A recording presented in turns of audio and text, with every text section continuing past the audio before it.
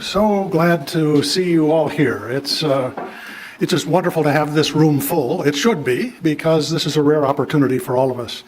Thank you all for coming. My name is John Hamry. It's just been really a standout visit, and I think we're all very glad for that.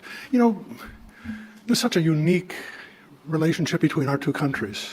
It's very personal. It's bottom up. About 3 years ago, I spent a fair amount of time in a series of hospitals, and at every step of the way, there was a Filipino that was helping me. The emergency room, the ICU, the hematologists, the nurses, the doctors. And it wasn't just that they were healthcare professionals. It's that they brought a buoyancy of spirit that's so typical of the Philippines. You know, it made me want to get well, because I wanted to live up to the generosity that they were expressing for me. It was marvelous and a great, great thing. You know, we've had choppy relations between our two countries through the years. My friend Henry Howard is here. Henry was instrumental in returning the Balalinga Bell. You say to most Americans, they don't know what you're talking about, right? No American knows what that means. Every Filipino knows what that is. We took a bell from a Catholic church as a war trophy, you know, and it took 100 years, I think, to get it back. You know, Henry, thank you for doing that. But it's emblematic of the unevenness we've had between our two countries. We're right now entering a remarkably positive period of time because of President Marcos. He is bringing new dynamism to this relationship. And we see each other now in ways where we need each other in a modern time. And it's a wonderful thing. So it's a privilege for all of us. This is his last big event before he leaves tonight. So he's giving us the privilege of talking with him.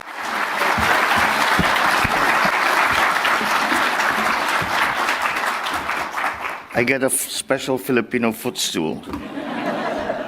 So thank you for such thoughtfulness. Thank you very much for the kind introduction from Mr. John Hamry, the President and CEO.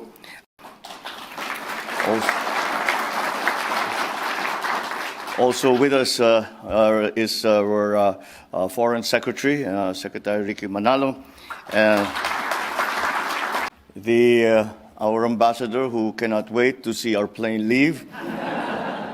She has been working on this trip for a year, and I think that we owe him a pat on the back for the very good work, the groundwork that he has put in for us to have, for us to be able to say that at the very least, this visit has been a most constructive and meaningful one. I was just speaking inside before we came out, and we were talking about the trip, and I said, generally speaking, there is a tendency sometimes when we have these official visits or state visits where you make these declarations and pronouncements which are very general and what we refer to as motherhood statements. We have this on this trip that has not been the case at all. We have gone into a remarkable amount of detail in terms of the establishment and the strengthening and deepening of relations between the U.S. and the Philippines. I am lucky, however, that these arrangements and these agreements have come about because we have such a very strong foundation of our relationship. And now here we are, the CSIS, one of the world's foremost policy institutions on national security and foreign policy issues. Secretary stood before you to provide his perspectives, our perspectives, on the Philippines' deep bilateral ties with the United States, as well as our country's place in the Indo-Pacific and in the world. Today, I would like to delve into what I think our two countries and peoples have been and will continue to be naturally drawn to each other. I dare say that in a similar vein, the future of the United States will hold more promise if the U.S. works closely, hand in hand, shoulder to shoulder, in lockstep with the Philippines. The answer is simple and more fundamental even than our almost 72 years of treaty alliance. What truly binds our two countries and peoples is our shared value and our commitment to mutual prosperity.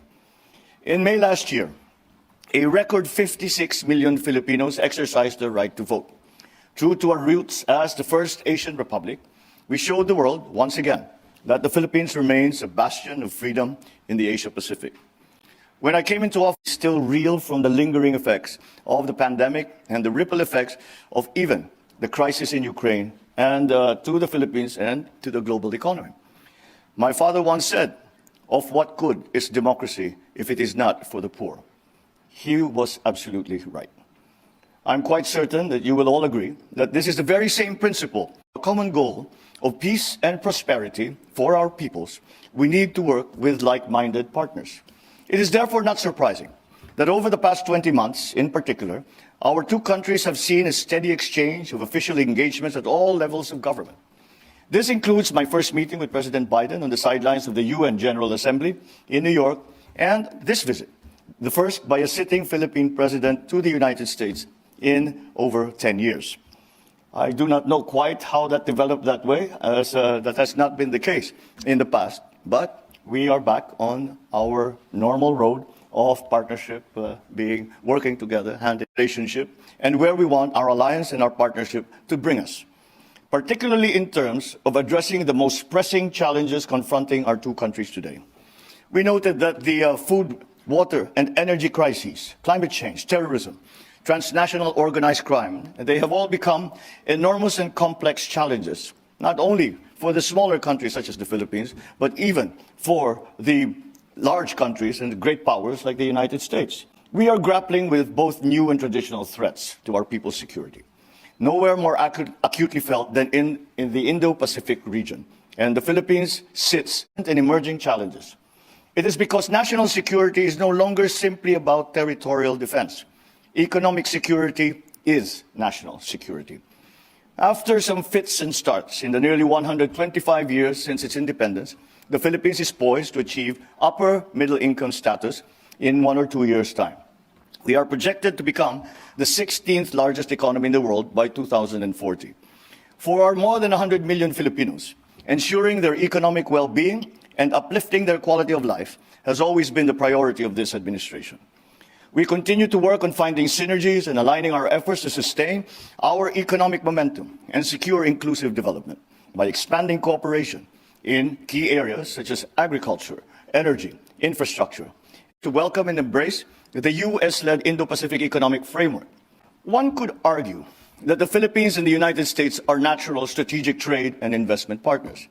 The challenge now is to make sure that the IPEF brings about concrete, which goes beyond digital connectivity, which has become the most common use of that word, but to include transportation, include trade, include travel by land, by sea, by air. And in that way, we strengthen supply chains, we build resilience, and we open up access and opportunities not only to the digital economy, but to the other emerging sectors that as yet we have not necessarily totally identified, but will come down and will be something that we will have to face in the very near future. We see a couple of issues that are of vital importance to our economic partnerships. First, the program covers over 2,000 products and certainly can be expanded to cover other products of interest. I do not say this lightly, but the Philippines has much to offer when it comes to economic opportunities that both countries can take advantage of. We grew at 7.6% last year, which made the Philippines one of the fastest growing economies in the Indo-Pacific in 2022. While facing global economic headwinds, we are still projected to grow by around 6% this year, and that is the forecast that we are hoping actually to improve on, and another 6.2% next year. We believe that not only do these areas have a high potential for growth, but will also provide the most benefits to our peoples. To advance our common climate agenda, energy and green metals cooperation will be an important piece of our engagement and must be prioritized. The Philippines is interested in becoming a strategic partner of the US in terms of metal processing for American battery application and development. The increased deployment of clean technologies, we are eager to work with the US government to carve out a clear pathway for maximizing incentives under the Inflation Reduction Act to help our sources of raw and processed materials for battery production to complement your national blueprint for lithium batteries. We have recently advanced electrical costs down. This will allow us to progress discussions with the US companies offering nuclear technologies for government and for commercial use, while we continue cooperation on other capacity building initiatives under other strategies, under Strategic Civilian Nuclear Cooperation MOU, or Memorandum of Understanding.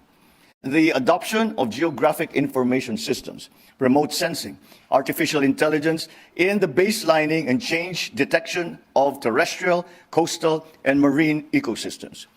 This will aid us as we establish our own geospatial database and equip us to move towards strengthening science-based policymaking in our country. We certainly would welcome discussions on joint action research with the National Oceanic and Atmospheric Administration, or NOAA. Furthermore, with NASA, we hope to formalize our participation in their Asia Air Quality Program. Recognizing that the weather sector has the opportunity to lead the change and to deliver transformative solutions in our quest for climate resilient and sustainable development, we likewise encourage the exchange of knowledge on integrated water resource management and opportunities for joint transdisciplinary action research, with particular focus on the nexus between climate change, biodiversity conservation, and food, energy, and water security. We look forward to welcoming pharmaceutical companies open to taking advantage of incentives in using the Philippines as a base for their vaccine manufacturing and distribution operations. We also look forward to our continued partnership in fighting non-communicable diseases such as tuberculosis, diabetes, obesity. We will require massive investments in the human, physical, and technological resources of the Philippine Genome Center, including access to artificial intelligence tools, training of technicians and of scientists, equipment, and relevant research. There are existing cooperative projects that can be built upon or expanded.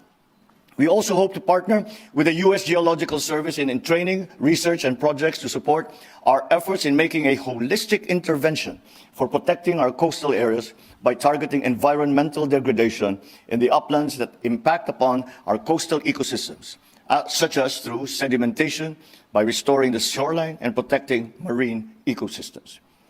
The United States consistently ranks amongst our top 3 trading partners and top 10 sources of foreign direct investment.